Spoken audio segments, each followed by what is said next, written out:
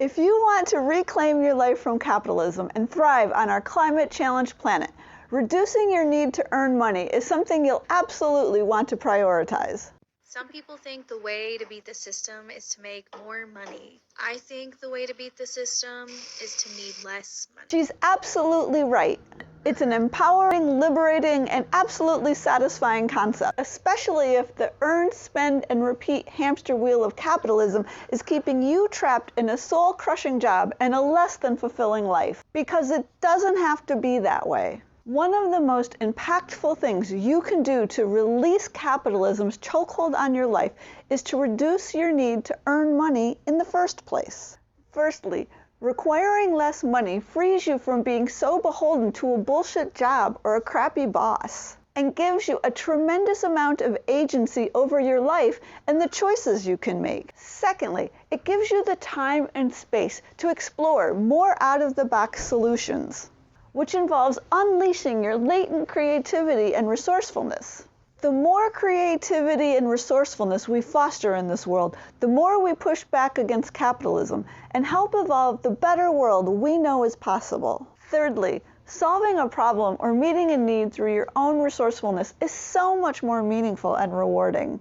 It can give you an amazing sense of accomplishment and pride in your own efforts. And lastly, reducing your need to earn money makes you more resilient in the face of a volatile economy and climate change. It's not my intention to discourage you from earning money, but to encourage you to find ways to decrease your need to spend it, so you can make your way off that hamster wheel and into the better life you deserve.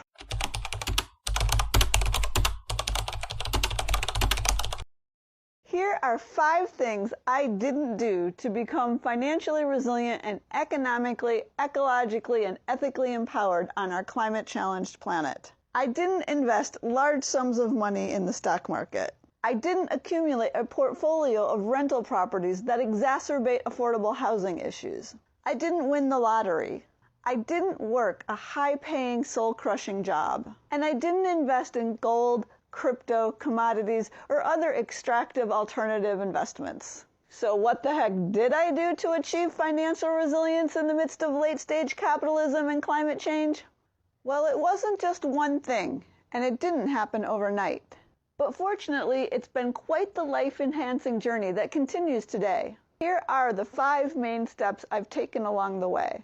I started by learning from the examples of others who had already escaped the rat race and were designing financially viable and fulfilling lives for themselves. That meant reading books and articles, perusing lots of websites, watching YouTube videos, and talking to others about this topic. Second, then I got clear on what a wealthy life looks like to me, and not others.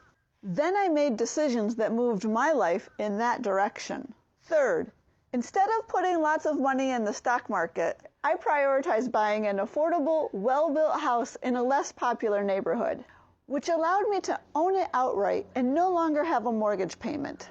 I realize this is harder to do these days, but I think there are some out-of-the-box ways people overlook to buy homes or even find free or reduced rent places to live. Fourth, I cultivated a holistic wealth portfolio beyond money. To truly thrive, I want to be rich in other forms of capital as well, such as social capital, experiential capital, mental and physical health, and time.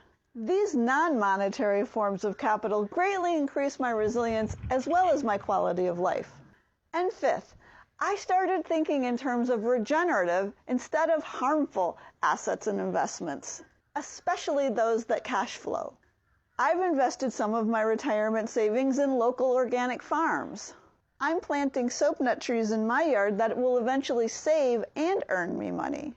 And I've co-authored a book on regenerative lifestyle design that will continue to provide me with residual income for years to come.